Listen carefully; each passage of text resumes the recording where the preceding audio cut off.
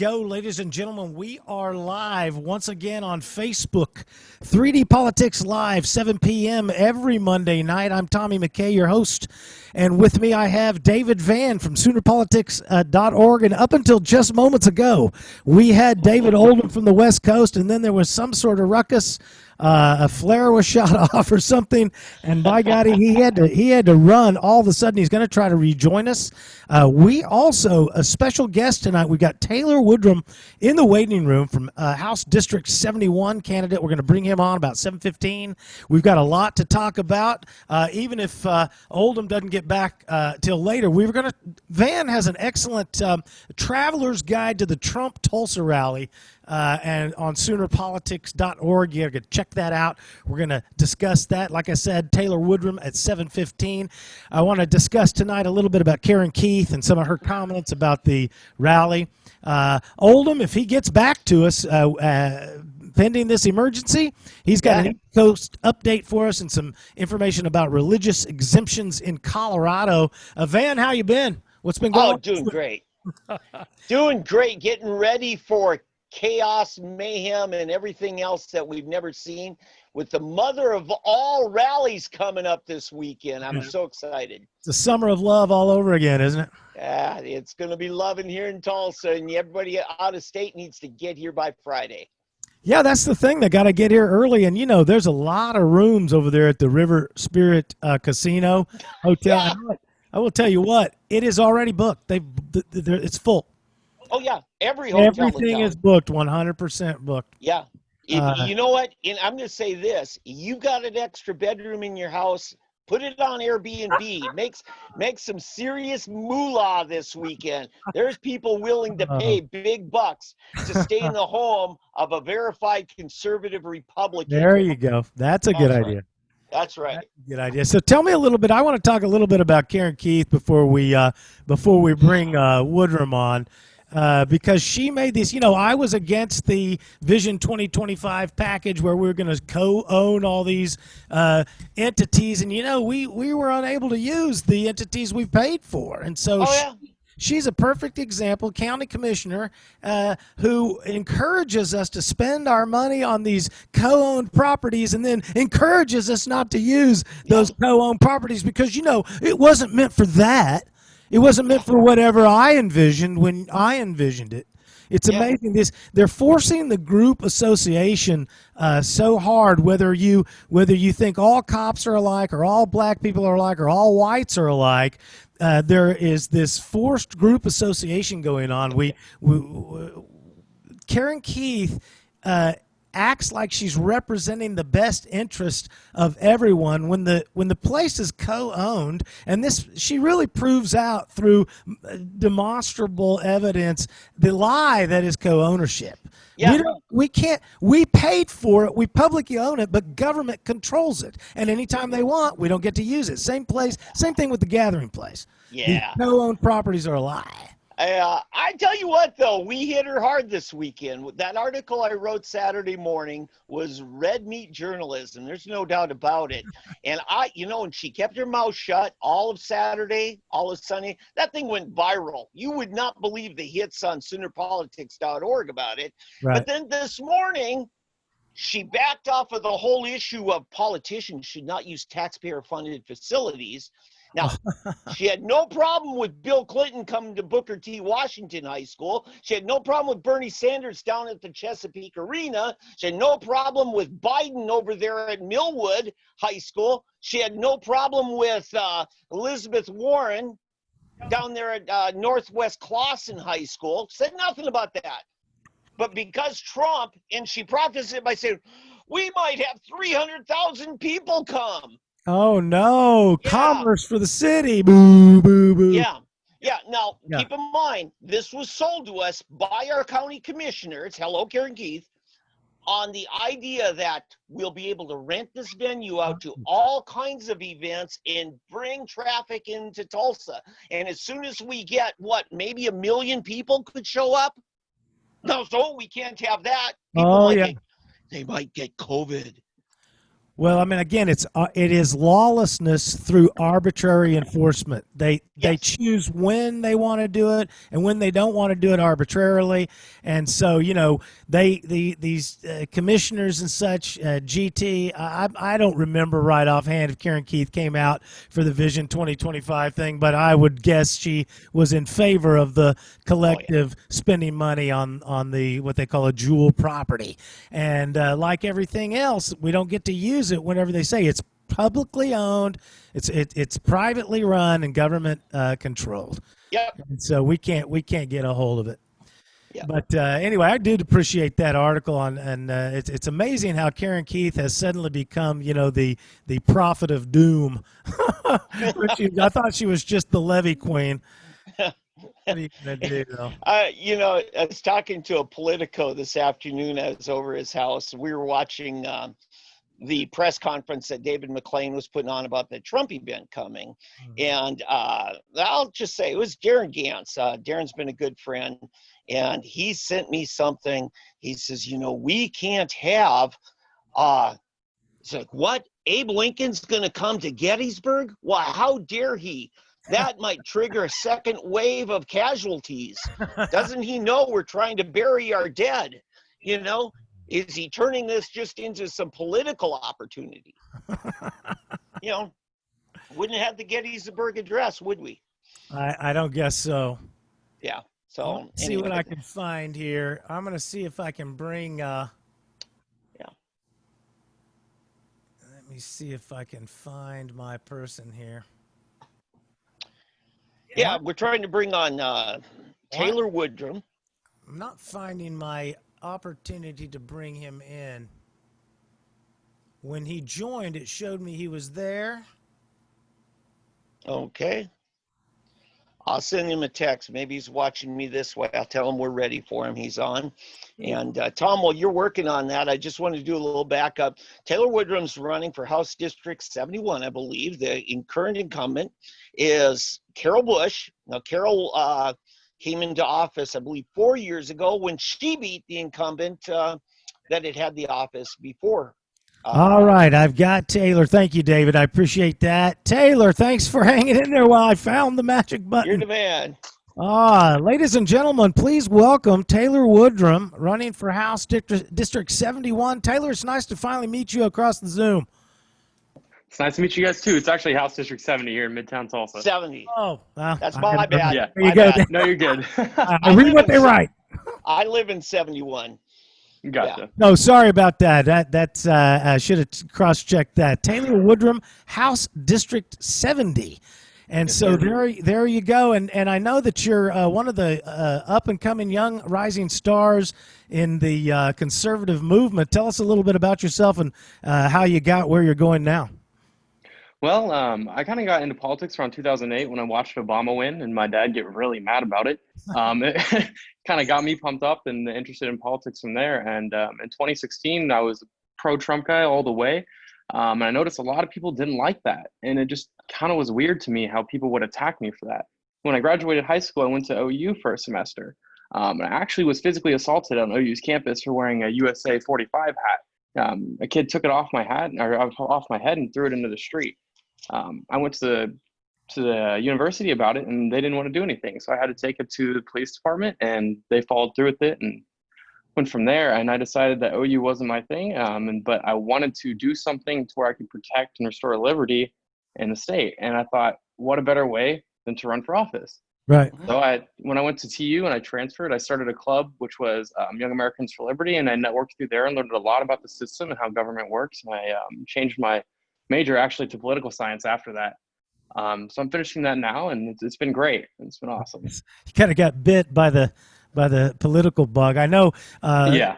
4 years ago, I had a beef with the mayor, Dewey Bartlett Jr. over the Vision 2025 thing, and I got to say, running that was a campaign and arguing with the mayor and GT. it was a real learning experience, and I really had a great appreciation for our founding fathers. We've got a great system where a guy like me can step up and argue with the power brokers, and so it's a great opportunity for young people like you to step up and serve your country in this fashion. Yeah, it's not something a lot of people, they always question. You're 21, you're 21. Are you sure you want to do this? Is something you want to do? And I look at them and go, yes. I actually turned 21 on Wednesday, and instead of partying and doing things that normal 21-year-old would do, I was out there knocking doors, trying to spread the word of liberty and trying to promote my campaign because I want to make change for Oklahomans. I am going to bring Oldham on. We've got him back. That's great. And I'm going to take the producer out here. I you put got that me. waiting room for you. Welcome back, David Oldham. Let me just introduce David Oldham, back from wherever the hands of doom out there on the East Coast. He apparently has slayed the dragon out there, and he's back with us. David Oldham from constitutionalgrounds.com. And also, David, we've got Taylor Woodrum with us also. I see that. Thank you. Very good. Where were we, David Van? Yeah, Taylor, the name Woodrum, to many of us who've lived here in Tulsa for decades, I remember Pat Woodrum that ran the library very well for decades. That's my grandma. Grandma. Yes, sir. Yep. Now, didn't she run for office as well? She ran for state senate back in, I believe, the 80s. It was in 96, and I met her on 96, Yep. That's a trick question, clearly. I mean, before I was born, before I was even a thought. So. It's a perjury trap, Taylor. That's what it is. Don't doubt me, Taylor. Don't doubt me. Taylor, I want to know, what is your, when you think about politics, what is your real burning fire? For me, I always trigger when I hear the public schools start talking about more funding, and I go insane. And I know the Constitution is where the radical David Oldham comes unglued. But what about you? What's your main trigger? I know there's not one, but what's your main fire? Well, there is one main trigger, and that's when conservatives vote for tax increases and override our governor from increase our budget and things like that. Right. It's unnecessary, and I think it's uncalled for. I am in love. In a very heterosexual way. Here we go. There's a gentleman by the name of Willie Montague out in Florida, and he's trying to unseat Val Demings, who was on the team against Trump during the impeachment hearings. And during the impeachment hearings was when I realized that every House race matters. Every single House race matters. It doesn't matter what state you're in. If the person's saying the right thing and doing the right thing, you got to support them even across state lines. So I appreciate you stepping up. So you're fiscal conservative, and then and what about how do you feel about funding in the schools? I mean, what's your attitude about schools and teachers and funding and all that? Well, I mean, obviously, I think that the numbers don't lie. Our education system it's not the best in the country, not the best in the world. I think there's ways to go about that and ways to fix it. I was lucky enough to attend Cash Hall, and a lot of my friends went to charter schools. And I think that we need to make sure that every student has like the same opportunities that I had to go to these schools, because today's like well-educated children are tomorrow's future, and that's me running. I am the future there. So I mean, it shows. Well, you're young. I'm not going to put you on the spot, and as Tom mentioned, I'm the constitutionalist, but I'm not going to put you on the spot. But just for food for thought, what might you think about ending public school funding from a tax perspective? In other words, thinking completely outside the box, getting back to actually a constitutional form of governance, where taking property from other people to pay for someone else's stuff is actually unconstitutional. And having to find another funding mechanism for it, maybe getting government out of it altogether. As a youngster, and since you've been to school that was completely private, you might be the one that would end up carrying that. Yeah. And figuring out how to do it. Yeah. I mean, obviously, it's a big task to take over, and it's something I'd like to work on, getting towards a system like that. Obviously, it's not going to happen in 2 years or even 4, but down the road, I think we can make waves and a path to get there. Reach that point. Taylor, I'm currently reading a book called The History of Education in the United States, and it goes back and covers circa 1645 forward, et cetera, all the different all the colonies, and eventually when they turn into statehood. And so what I'm finding out, the history of our public schools is one of individual laboratories. Each state and even different groups within states learning better ways to educate the children in their state. And one of the problems I see today is an effort towards nationalizing, not just schools, but in everything, but especially the school system.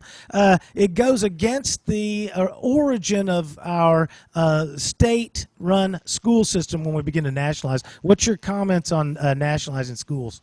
It's not a good thing. Common Core, if that's what you're referring to, it's a horrible thing. I think students learn in different ways, and they all learn differently. And I think that Common Core just kind of throws that out the window. So who are you running against in District 70, Taylor Woodrum? And why? Carol Bush. Why, right. Carol Bush. Yeah. And what is it about Carol Bush? I've actually got a picture here for you. All right. This is, so back in 2018, when I came back to Tulsa, I started to look into my local politics more and more, and I looked at Carol Bush, and I started to realize I don't align with her at all. And nobody in my household did, and I didn't think any Republicans really would either. And I actually have this picture here, which is of her endorsing Kendra Horn at her campaign event in Oklahoma City back in 2018. And to me, that's just unacceptable to endorse a Democrat in District 5 and actually take it over, help them take it over. It's just completely unacceptable to me. Well, it's deceitful, at least. It's two-faced. It's duplicitous. It's fraudulent. I got another word, but I'm not going to use it. So, have you? What would you like to see done differently than what she has done? In other words, first you followed her over the last couple of years. Yeah, I haven't in depth. I've looked at some bills she's voted on. First off, I would vote on every bill. She misses a lot of bills, and I think every abortion bill that has come in front of her, she has skipped. I don't know if that's a bathroom break or if that's I just don't want to be there. But to me, that's unacceptable. That's a pretty long. But that's just coincidental. That's just irony. Yeah. So that kind of alludes to your position on abortion. And so, I think it's the Republican platform that gives them 20 or 22 weeks to do the abortion before there's brain activity or heart activity. You agree with that in the national platform, or are you an abolitionist? I'm not an abolitionist. I'd like to eventually get to a point to where that abortions aren't needed. Yeah. That would be a great thing to get to. Obviously, that's an ideal world, and it's going to be long before you can get there. But I think the heartbeat bill is a great bill, and that's where we should start and keep it there for a while. Hey, if you're just joining us, it's Tommy McCay here with 3D Politics Live every Monday night at 7 p.m. right here on 3D Politics on the Facebook page. I got David Oldham, Constitutional Grounds, way out there on the East Coast, and David Van from SoonerPolitics.org. And of tonight's special guest, we're getting a chance to interview Taylor Woodrum from a candidate from House District 70. So Taylor, we appreciate you coming along. Let's got a few more minutes here with you. Is there anything you want to add? Oh, Van's got something. What do you got, Van? Yeah, Taylor, so have you and I ever met in person? No, I don't believe so. Okay, thank you. I needed to clear that up first. You can do a magic trick of an analogy I want to make. You're 21 years old. I just turned 59. Well, technically I turned 4 because I got my 4-year-old granddaughter to change with me. She's 59. I'm 4, which explains my behavior. But anyway, getting back to my point, Carol Bush made a law, the first bill with her name that ever got passed into law, said that if a young Taylor Woodrum at 5 years old had ever been sexually molested, Taylor now has until he's 45 to actually press charges, file a complaint. And if the person he files a complaint on happens to be an adult, maybe 30 years older than him, now all of a sudden that guy's 75, probably doesn't have the best memory, probably lost all of his alibis to prove that it isn't true. And it became basically the Gloria Allred bill is what I called it. And it just sets up for lawyers to shake down wealthy, old, retired, senile people. So that, to me, told me right away what I needed to know about what Carol Bush would be. And so Carol Bush was promoting or supporting that? Is that what you're saying? Yeah, she's the author along with Kevin McDougal. Okay. Yes. And right. So what it is like it's a bill that gives you an opportunity if you ever get ticked off at your parent for over the course of 45 years, you can go bring something up. Yeah, or you find out that the young adult that took care of you in second grade Sunday school class now all of a sudden is worth 40, 50 million, and he's senile. You can shake him down. And you know what his attorney's going to say? Settle out of court. Make it go away. All right, enough of this tomfoolery. Taylor Woodrum, what else is on your mind as you run? If you just wanted to tell the youth of today, those youngsters that are younger than you, what would you tell them about? What would you tell them about the world and what you're doing? I'd tell them that I'm trying to make an Oklahoma that they want to stay in. I mean, that was something a lot of my buddies growing up, they're like, man, I want to get out of the state. And I just didn't understand that. I love Tulsa and I love Oklahoma. I want people to get involved in the political process, younger people like me, to help build a better Oklahoma for everybody, a more conservative, a more free state for everyone. And we need the youth vote to do that. Oh, definitely. Where it's all handing over now, we've got to make sure that we go ahead. And the House, I believe, the House majority or minority leader is Emily Virgin. I think she's 24. And if the Democrats come in and they steal the youth vote and they get the youth vote in the state, maybe 20, 30 years down the road, we're no longer red. We're no longer Republican. And I'd really hate to see that. Right. And what do you now? Politics is something you're going to endeavor. And what's your occupational endeavors? I've actually worked at a local retail store here, electronics store, it's a leadership position where I'm in charge of managing inventory and making sure. Yeah, I've been there for about a year. And then and you'll finish. When do you finish school? Should be around the end of 2021. Nice. That'll be great. That'll be great. What's your first step after school? You've got a job lined up, or are you going to be? No, I'm not even sure. When we get there, we'll figure it out. Political science and electronics. Yeah, Van, what do you got? But what you're telling me is you actually work a real job. You're not a trust I work full time. I work full time, 40 hours a week. I get up at 6 a.m. I get out of there about 2:30 or 3. It just depends. Okay. All right. Well, Bachelor number 1, have you got a love life and you're planning on any kids in the future? Yeah, no, I definitely do want kids. I actually live with my girlfriend. We've got a house. So. Oh, very good. Very good. Well, that's great. So you got a little support system there. Oldham, what do you got for us? So what are you finding at the doors? What are people, as you're going around knocking, what are people telling you that their concerns are? Well, I'll give you the last couple's door that I actually visited. They told me that their last encounter, which was a day before I got there, was with Miss Bush. She knocked on their door and it ended up with them telling her to get the hell off their porch because they asked her about Kendra Horn. They asked her about her votes, and she just kind of tried to weasel out of it like a typical politician would. And they just didn't like that. It wasn't my house, I swear. No, yeah. Oh, well, David, you got anything else to press young Taylor Woodrum with? Taylor, you got anything else? No, thank you for coming. We send you out of here?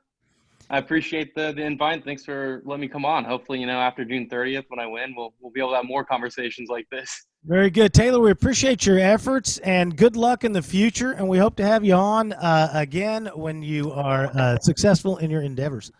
Awesome. Thanks, guys. Taylor, thanks for coming on. Thanks. Well, great. Good to see young people getting involved. Yes. Very good. Yeah. Hey, for any kids watching, we need young blood to step up to the plate. At 20, I mean, you can just imagine how I was at 20. I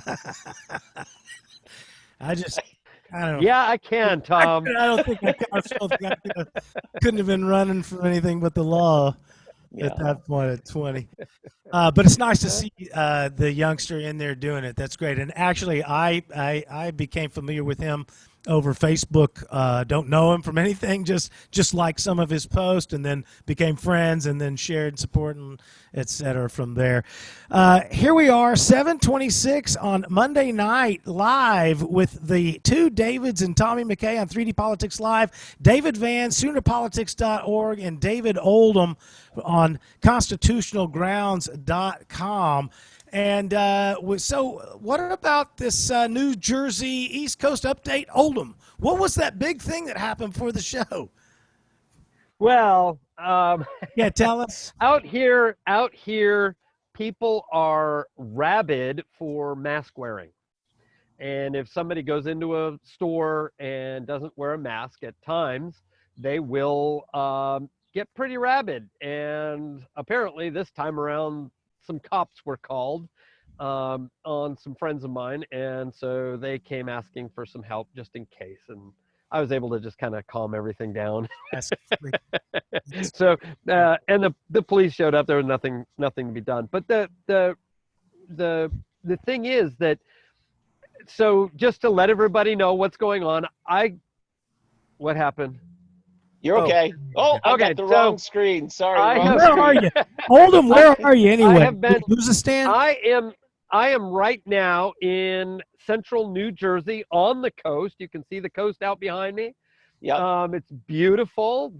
I have been out here since last Saturday. I left and drove from Tulsa and came out a week ago to speak at first in Connecticut and to give some classes on the Constitution and speak with people around Connecticut. I took a day, went to Boston, saw some of the highlights.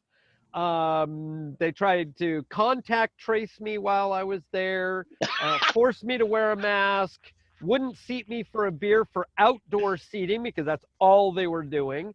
They would not seat me unless I gave my contact information for tracing just in case there was a second round. And this, by the way, was in front of the Samuel Adams statue. Oh my goodness. And right next door was this place. It was one of the only places that is actually seating people.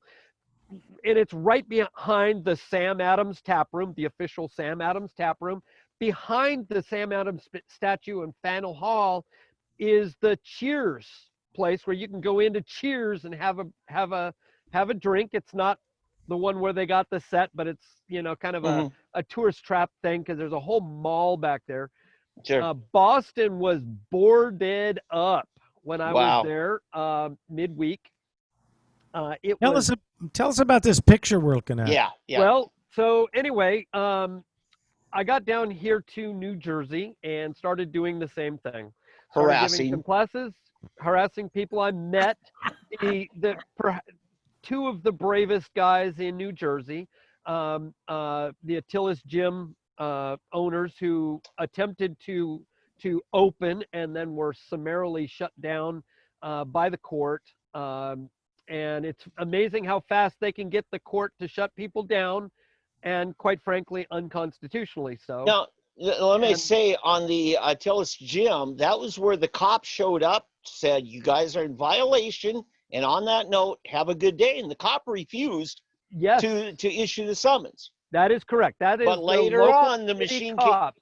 Yeah. The state health department came back, went to the court with, and I've seen the paperwork, bogus. Everything. I mean, just because we believe science, therefore we want them closed. They had never set foot in the gym. They'd never inspected the gym. And they'd gone to all sorts of work. And so anyway, long story short, the judge granted the closure, and they then changed the locks on their door. Wow. So they do not have access to their own property, all without due process of law so far. Unreal. And it has taken them, it will, by the time everything is said and done, it will have taken them 2 weeks just to be heard. Okay. in federal court, 2 weeks just to be heard. And Governor Murphy here has just opened everything up today, sort of. It's the next step in his plan. It's phase 2. And only outdoor dining. There's a place that's open today that was not open yesterday. But anyway, the town just down the road of Asbury Park, may have heard that from some songs. Bruce Springsteen has mentioned it. He's from there. Anyway, they declared they were going to open up for indoor dining. That's like the big, along with gyms, that's the big thing that nobody wants to touch, and or doesn't want to have happen. The governor doesn't, and so they declared that. And in one day, he got a court order to shut them down. Now, mind you, it's taken the guys 2 weeks to get a similar order to shut the government down, and they still haven't been heard. So when you want tyranny, you get it overnight. And if you want to actually exercise your rights, it's hard to get hurt. Yep. And that's New Jersey. The picture that was up there that I am just now getting to was last Saturday. We had a protest rally, and we marched to the governor's private residence. And what you see me there is I am actually standing in front of the governor's driveway, terrorizing his children.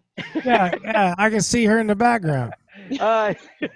His grown children. And so the guys right behind me are standing right on the curb, where you drive into the governor's property, and I'm standing right there in the middle of the driveway on a soapbox, and speaking to everybody about the Constitution, about the Declaration of Independence and our rights, and talking about all sorts of things. There was one media outlet, and it was alternative media. It was a young man who reminds me much of my son, and I mean, just uncanny the reminders. But and it's called Eyes on New Jersey, and he is providing alternative media. He's getting out to events that nobody else will cover. Great. There was somebody else that did cover it, and I don't know if it was from him. I did not find out who the author of the article was, but it did come out through another media outlet, and I think I've got something called Mid Jersey News that provided this one picture. I thought. Yeah, that's this picture's from Mid Jersey News. Okay. Or at least they're claiming ownership to your image. And that's fine. There were plenty of private people recording everything that went on. Good. The guys from Ian from Attilas spoke when we were over at the park. A number of other people spoke when we were at the park, and then a few of us spoke in front of the governor's mansion itself. And we had to move a few times because the governor's motorcade came through one time. His son had to leave another time, and so it was all done very peaceably. There was no hassle from the police, either the state police or the city police. They were very good. They actually guided traffic and everything so that everybody was safe. Cars were able to continue driving around and so forth like that. It was actually very well done. The problem is that it's very well done in the vein of like Alan Dershowitz, when he said that in the same interview where he said, we need to, plunge a needle into their arm, or the government has the right to plunge a needle into your arm. He went on to say, but we should let them say there's peace. In other words, we're going to do it anyway, but we need to let them, vent. And that's pretty much what's gone on here. Is they're allowing the venting, but they're continuing with the tyranny. And I did have a good conversation with a couple of store owners today further down the coast. And I say down the coast, excuse me, it's down shore here, down the shore. And further down the shore, they did have, they did open a little earlier. They did not make a splash about it. In fact, it was supposed to be kept under wraps so that these places could open and nobody would would be the wiser in government, and then they could get a few extra days of opening. And so apparently that had been going on in this other town that I shall leave unnamed at the moment. Well, because I don't want anything to happen, because unfortunately, and here's the thing, I was talking to so many people, that they're just terrified. I mean, it's Emperor Murphy here. And it's like, when do you think you're going to get indoor dining? It's all up to Murphy. I'm like, you do realize the Constitution says you can do this. And they're like, we got to keep the doors open. If we get shut down, then there's our summer, and this is all we've got. There's no reason for indoor plumbing if you can't have indoor dining. Hey, if you're just joining us, it's 3D Politics Live every Monday night at 7 p.m. We were lucky enough tonight to have Taylor Woodrum join us from a race there at House District 70. So if you missed that, be sure and go back and check that out. And again, I'm joined by David Van and David Oldham as usual. And Oldham, you said, I want to move on a little bit you said something about believing in science, and that's one of the things I wanted to talk about today. It's gotten so bad out there, especially with the mob screaming about how America is racist, and then we've got to believe in science. And so unit of measure is a real important concept when you're talking science. And so if you're going to say things like America is racist, you're going to have to equate your units of measure. So to be accurate, America is a geographical area that's defined by boundaries, and racist is an individual human characteristic. So you can't equate a human emotion with geography. It's literally science is what they call it. It's unit of measure. So essentially what they're doing today is it's poetic hyperbole of anthropomorphism. They're saying a country has a human emotional reaction, and it's literally can't be like that. People are racist. Countries can't be racist. Thoughts, guys? That's 6 syllables, anthropomorphism or whatever. I don't know. Practiced all day long. You got us intimidated just by using words we don't know. That's why I'm host. So I just agree with you. Well, okay, my point is, so it really boils down to, go ahead, Oldham, please. Well, I was going to say, in their defense, while a country cannot be, remember, especially in America, the country represents the people. We are the country. We, the people, are the country. And so what they're saying is that the people of the country are racist. And that's an impossible, sorry about the noise. That's an impossibility to measure or prove or anything. I mean, well, when you mention everyone in general, you mention no one in specific. Correct. So you really have said zero when you say everybody's something. You know, it's the systemic racism cannot occur in a system. It has to be employed by a human. It has to be enforced. There's no the system has been. There's no implicit racism in a system. Well, let's understand what's really going on here. You guys have heard me talking about bills of attainder, right? Yes. Okay. So what all of this is about is setting up for bills of attainder. Remember, bills of attainder come about, they're legislation that condemns society or a part of society or an individual person in reality, originally, but for things that could never be proven. Okay? That's the key thing. You cannot prove it through due process. So instead, what you're going to do is you're going to say all these inflammatory things, and then you're going to legislatively remove rights from people and get their stuff from them and take it over. That is what is all going on here, because remember, this is about bigger things. It's about social justice and getting from those who have benefited while others didn't, and things like that. Okay, so Van, what do you got? Well, yeah, Oldham. So basically you're saying if somebody outrages our morals or offends us, then the bills of attainder are based on things like that. I'm offended, therefore we're taking away your rights. or Correct. you've outraged my morals, therefore we're throwing you in jail. Also, I want to clarify my bold statement that the system can't be racist, and I'll give you the caveat: if you can conjure up a system that is written to be racist, the system does. It's like a gun. The system doesn't go off racist. A person has to be racist and enact the racist policy. There's no system that is racist. People are racist. Some people Correct. are Correct. racist. The other problem is that the focus is misguided. Okay, is there racism? Are there people who are racist? Of course. Of course. And that doesn't matter your race. You know, I mean, it happens every which way. The thing here is, and we've talked about this at length at times, and that is the militarization of the police, the improper training, the unconstitutionality, them enforcing improper statutes or orders, or anything that comes down the pike that they're enforcing improperly. That's the real problem, and that goes to all races. Now, So are the numbers also, are they disproportionately applied to the blacks? Yes.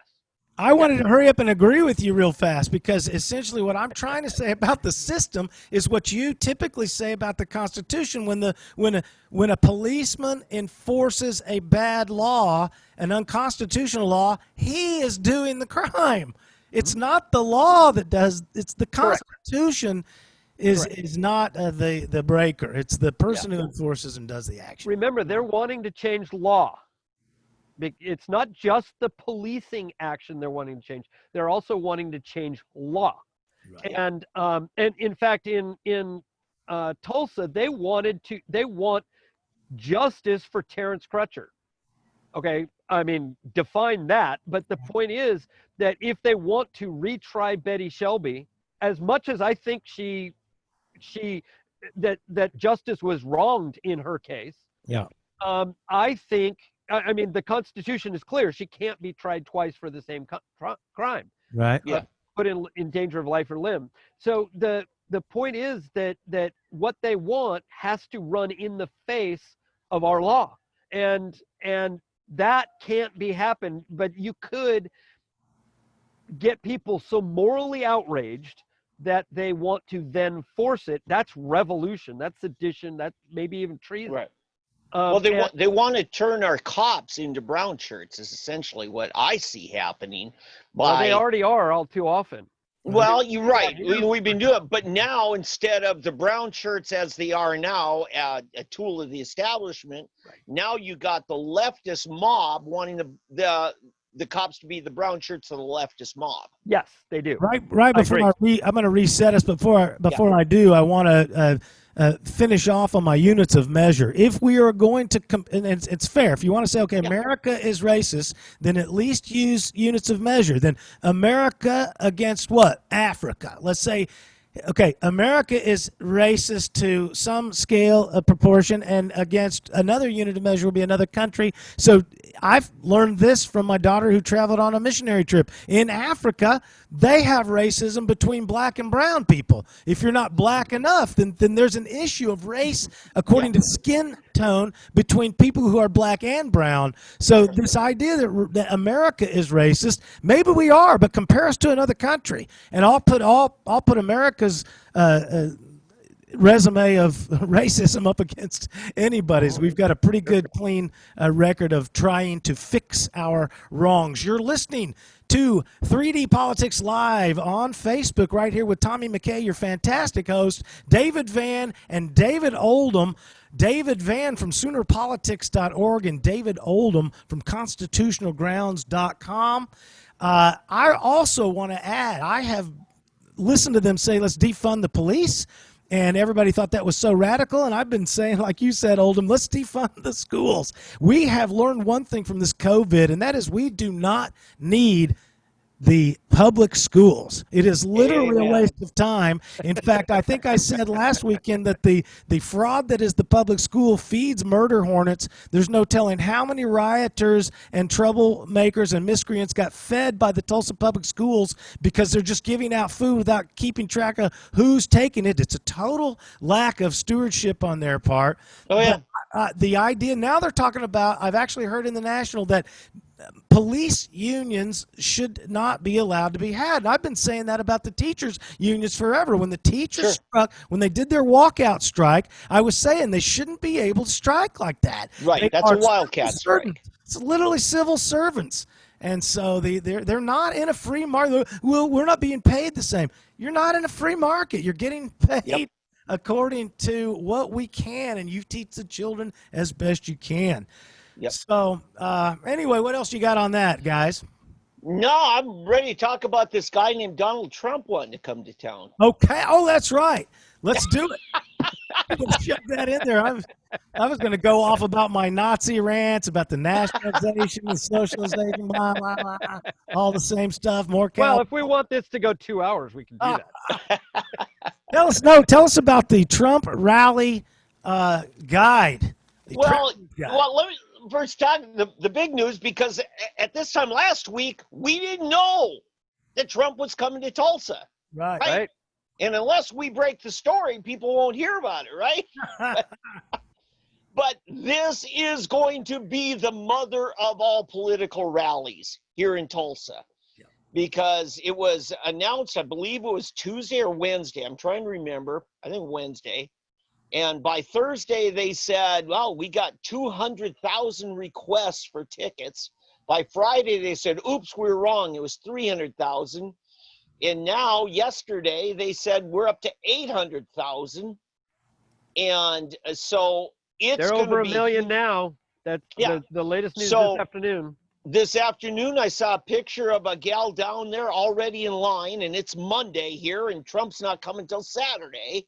And there's somebody drove in from Cape Cod and somebody from somewhere else, a very long ways away. So this is now my son, my oldest son, happens to be friends with Mike Pence's former chief of staff, but is currently working on campaign issues. He said, Tulsa was selected out of many, many possible sites.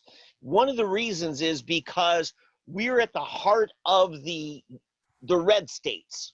Right. For many, many states around, you can get here in 4 hours. And so it's going to be important that we get here. Now, they said we're going to have it Friday night. According to my sources, said they knew that they were going to have to relent and go set to Saturday, and it was kind of just to egg on the issue. Now, I've got a background on that. Juneteenth, which is a Texas holiday when the Texas slaves of the state of Texas, which at that time I believe wasn't even part of the Union. They were, independent nation or territory or something. But they were freed on that. Oklahoma slaves, the only slaves in Oklahoma were slaves of the Indians, because the Indians were the only legal residents of Oklahoma.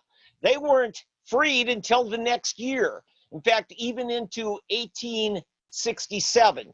So this is a holiday that doesn't even apply to Oklahoma. But you know what? They want to celebrate it. That's their purview. The only problem is the Tulsa Juneteenth organization, which has always organized everything. They had on their website last Wednesday that they have decided to totally cancel all Juneteenth celebrations this year, and they'll pick it up next year. Well, because of COVID? Yes. They said that on Thursday. I went back to their website Friday, and it said a bunch of other organizations are getting together to plan a Juneteenth celebration, but Juneteenth is not part of it. Now, who's the guy in the picture we're looking at? I'm sorry, yeah. This is basically me talking about Trump coming to town. Let me take that down here. Good, because I can't see you talking. I like to see you. I know. Doesn't everybody? Thank you, Tom. I walked right into that. So anyway, my point being here, several rabble-rousers and anti-Trump people threw together a hastily arranged event for this Friday. because at this time last week, there was nothing planned by the official Juneteenth Tulsa organization. And again, this is for a holiday that only marks the freedom of the slaves in Texas. You know, and so You can transfer that over. right Yeah.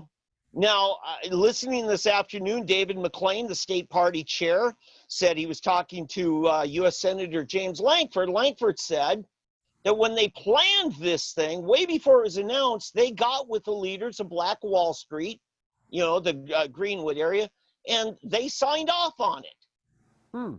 So all of a sudden now there's, oh, no, we're offended. The same bunch or other people claiming to speak for the urban Black community said, no, this is not tolerable, even though they didn't have anything planned. So, okay, we moved it to Saturday, and I'm telling you, it's a great thing we moved it to Saturday, because all of a sudden we can have this event downtown at the BOK Center, close to 20,000 capacity on a Saturday when the business community downtown is not there. Yeah. It's going to be fantastic, because you're going to have several streets blocked off to pedestrian traffic only. This is the mother of all rallies. So that's the thing going on. And Tom, at some point, just for everybody's knowledge, that there will be overflow into the Cox Center. yes, And everybody needs to get to town early. If you are a Tulsan, if you are an Oklahoman and want to attend the rally, you better get here early. Yeah, and that's what I was going to segue into the next article. I wrote at Sooner Politics, a traveler's guide to the Tulsa Trump rally. And in that I'm saying, and this is important, you must be in this city by Friday, to really do this right. I remember in the early days of Rush Limbaugh show, there was a guy married to a liberal wife in Fort Collins, Colorado, and she wouldn't let him use family budgeted money to buy the Rush Limbaugh letter. And so Rush said, why don't you do a bake sale? He said, okay, I'll do a bake sale. Rush said, I'll come on out to Fort Collins and get behind it. It turned into a 90,000 attended event that shut down I-25. You couldn't get within 10 miles of Fort Collins because the interstate had turned into a parking lot. And so I'm saying, if 1 million people try to drive here on Saturday, it's going to shut down every interstate around eastern Oklahoma. Right. And so you got to get here. If you get here Friday, then we can account for what masses, because they have the ability, like they did in Minneapolis, to put in drive-in theater type screens out on the city streets downtown and have, 10,000 people watching a one big drive-in with big PA speakers. And we can do that as much as we need to do to accommodate everybody. So Tulsa can accommodate this. We just need the people to organize with us. Go to Airbnb. If you're a Tulsan and you got a spare bedroom, by God, make some money on Airbnb. I plan to do it. I might have a bed set up behind me here in my home studio. Money! And listen, if I were out of town, I'd rather stay at the home of a true conservative, than even in some hotel. So, and get your RVs, come on down here, park at a Walmart or wherever you can, and be part of this. And I would hope that the alternative media, our friends, anybody with a drone would show up so that we could get some drone footage of the crowds and so forth, because I think it's going to be pretty intense. And that brings me to something else. A lot of rules involved in drones being flown. But the drone owners know what those rules are. I'm unfamiliar with them, but I would make sometimes sometimes they won't let you fly in those areas. Let me just wrap up my point. So Oldham, you're free to go on this with it. This is the article I wrote, and you folks need to go soonerpolitics.org. It's right on the front page. This is going to be updated by the hour, by the day. I talked to David McClain, let him know what I'm doing. I talked to Bob Jack, saying we need a clearinghouse of information. We need more than one.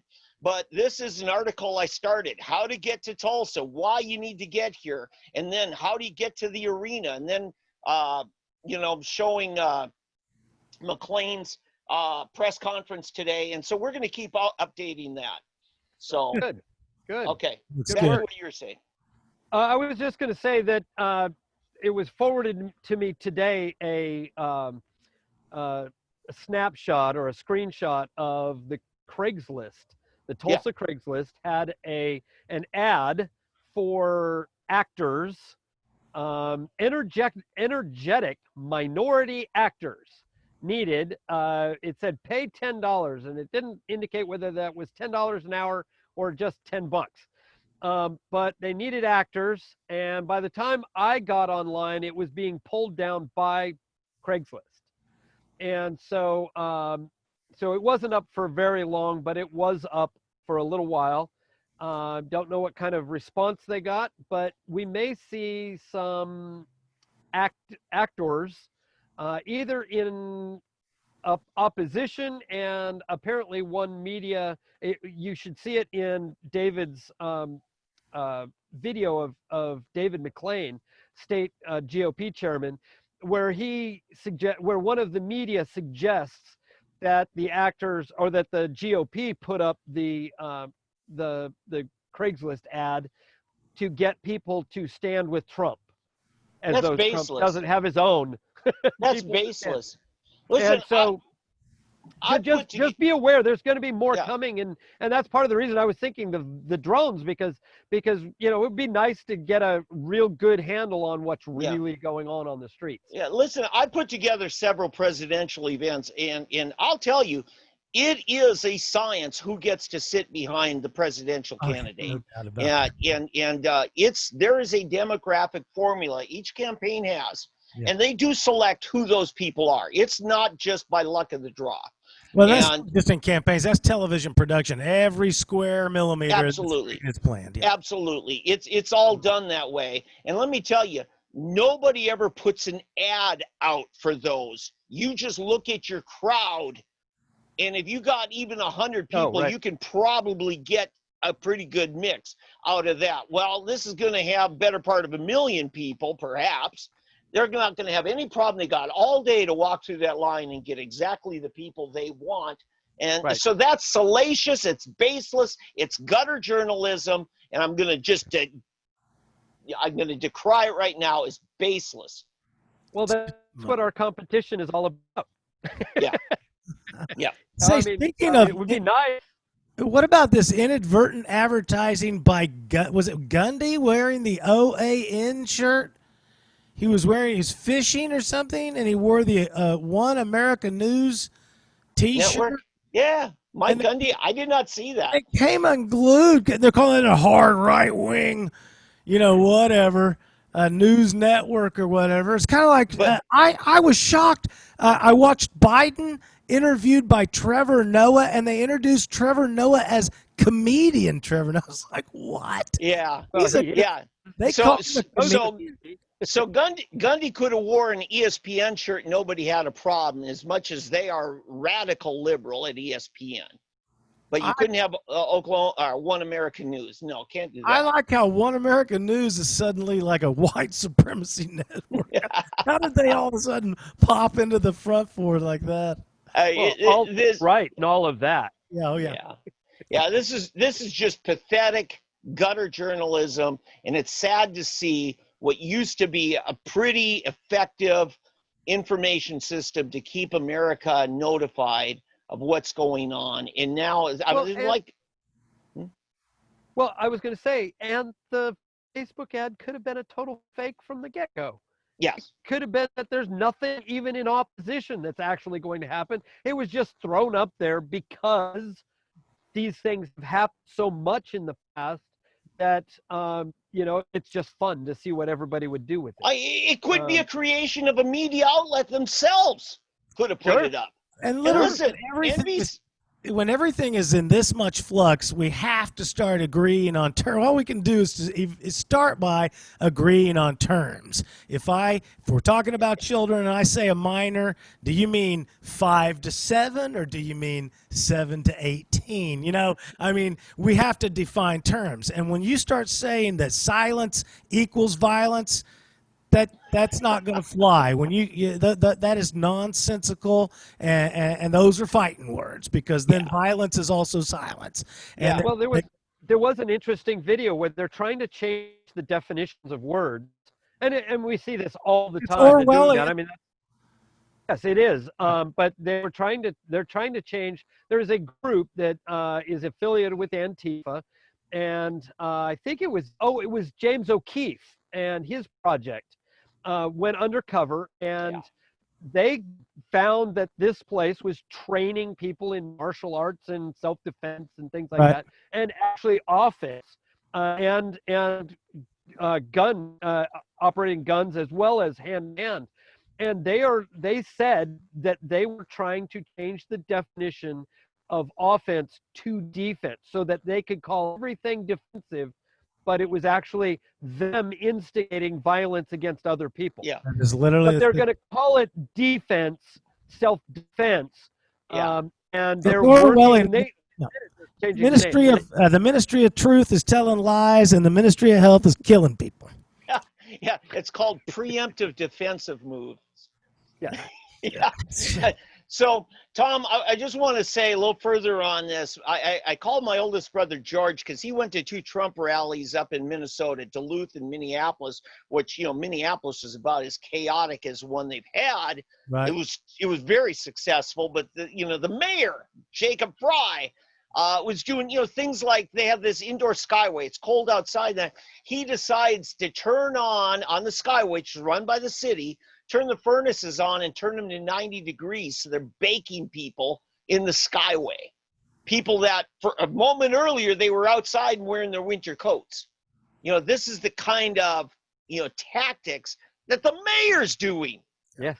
And but anyway, it just a lot of good, simple stuff like, don't plan on bringing water bottles in because they're not going to let you bring liquids in, but they got plenty of concessions once you get in. Don't bring an umbrella unless you plan on throwing the trash can before you walk in the building, but poncho's fine. There's just a bunch of good, wise information. I got my brother to help me collaborate on it and stuff, and we're going to keep building on this. And so I'm encouraging not only, our Oklahoma viewers and our great crowd here, but share this with friends who are coming in so that they know, so that they're aware of things. And let's get as many people here, and let's, as Tulsans, which the 3 of us are, make sure it's as good of an experience as possible, because it reflects on our community and on our values culturally and socially. Yeah. That's good. Anything else, guys, before we get out of here? I got a quick update. Paul Tay has gotten out of jail. That's right. And he called me the other day because he'd seen us talking about him on 3D Politics and Sooner Politics. And he's upset about a couple things. Again, he's that political prisoner, the Bill of Attainder, Oldham was talking about, that, he offended the morals of society. And that's all they said about him. But then they took his dildo and they won't give it back, But and he is a candidate for mayor again. He said he got out at 2:00 Monday morning, and by Monday night he was a candidate for mayor. And so we got that going on.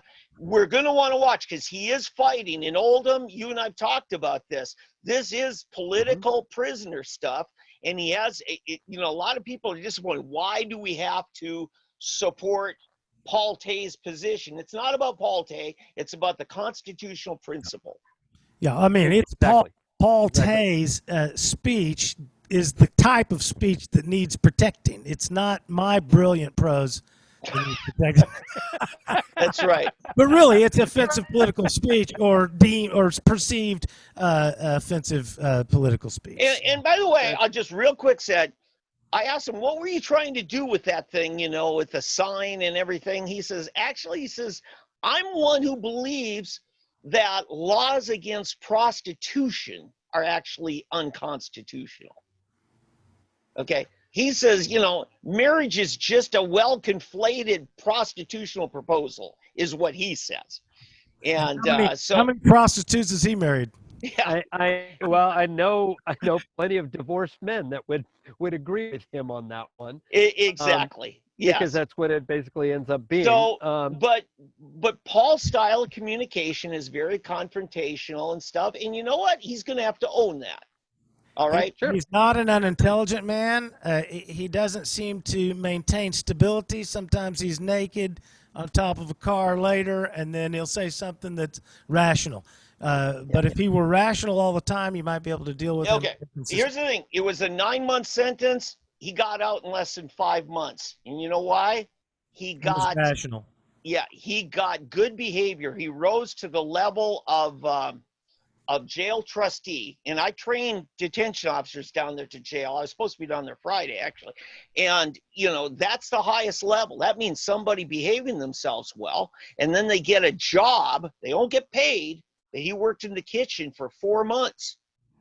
And they said, we're going to give you 2 for 1. You work in here, every day counts as 2 days. And so that's how Paul got out. So it is possible for Paul Tay to behave. Yeah, that's the question. Why didn't he storm the warden's office during a meeting and stand in between the warden and the telephone Zoom meeting? I just, consistency. But Paul Tay's his own man. He does what he wants. Ability might be the difference there. And it's really not so much opportunity. It's not so much Paul Tay, is that it's the arbitrary enforcement of law by the law officials. Yeah. I mean, why they allow somebody to disrupt a decent debate, I don't know. I don't know why they do it. Yeah. And then he gets rewarded. Well, and there's more to that because for the time that he was in, as far as I know, there were no visitors because the jail administrator is not allowing visitors into the jail, which I see as cruel and unusual punishment. Yeah, I agree. And for people, especially for people who aren't even convicted yet. And so the sheriff and the jail administrator have some answers to give on this. And I would like to have Paul on here and ask him about that because, how do you manage to get visitors in and be able to, well, anyway, just he was surprised to find out.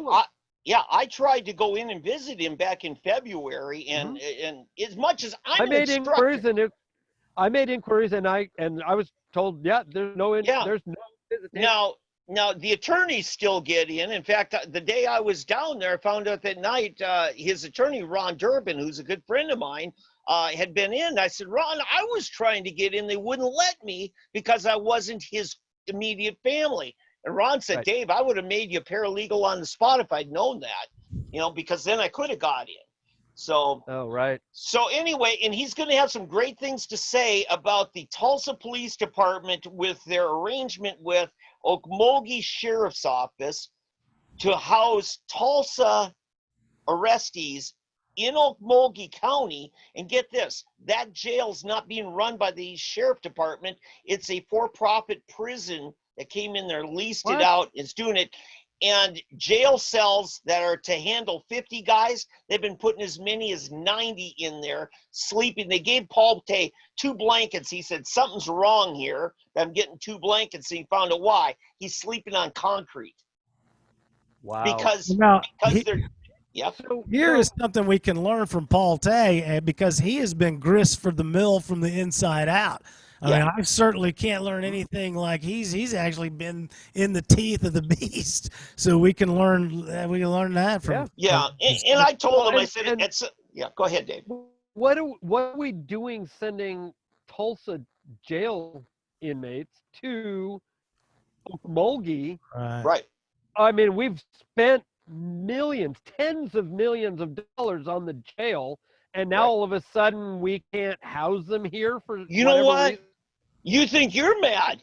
I spent volunteer hours, many hours down there training detention officers because my mentally ill loved ones and friends and people that I work with in the community, I want them to have humane treatment and not be killed by the detention officers. So I told Sheriff Regalado, I will volunteer my time and I'll get you a whole staff of CLEAT certified instructors like me, and we'll volunteer our time. So we thought, good, we got something. And then GT Bynum yanks the contract and says, no, we get a better price down in Okmulgee. So it's the Tulsa City people, not the Tulsa County Mates. Yeah, Okay, because now I'm getting it. GT didn't want to pay the rates that he'd agreed to with the county. Gotcha. Yeah, I'm sorry, I got a little worked up No, there, but guys. that's the kind of dirty little cliques that they play, and it's Yeah. you're not in the club, you don't get to play, and that was the problem that Paul Tay was having. He and I were both cut out of any of the debates. I just wasn't going to go, wreck their little party like he did. Yeah. And so, I'm more civilized, I think, in that manner. But No, you had a bad attitude, Tom. that's true. I had a bad attitude. I was trying to maintain that bad attitude, and I took a lot of work. And I'll just share something. When I said that they wouldn't even give him his personal belongings back from the offending the public morals, and I told him, I said, yeah, Tom McCay said, you mean they wouldn't even give him conjugal visits? Paul laughed for about 5 minutes. That time I couldn't get him to quit laughing. He just, Tom, you've got a fan who still likes your comedy. So He might anyway, be. Hey, what about that? That's good. yeah. They should give him his hard hat back at least. Oh, yeah. This is And I've got a story I can say off the air that came from a brilliant, Let's brilliant save it off genius. the air. Yeah, it's we get ready, Steve Koonsweiler, get ready. oh. That's all. Okay, I'm gonna tease you guys on that. Well, So and anyway, I think that Steve has some questions that need answering as well. God, yes, yeah, absolutely. On so many of these kinds of things. Yeah. So, guys, it's been another exciting Monday night. We want to thank again Taylor Woodrum for coming out and being on the show tonight. We appreciate that.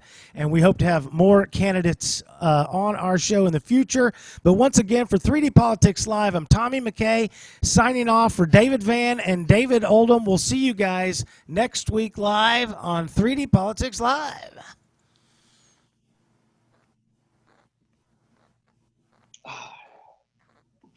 Are we out?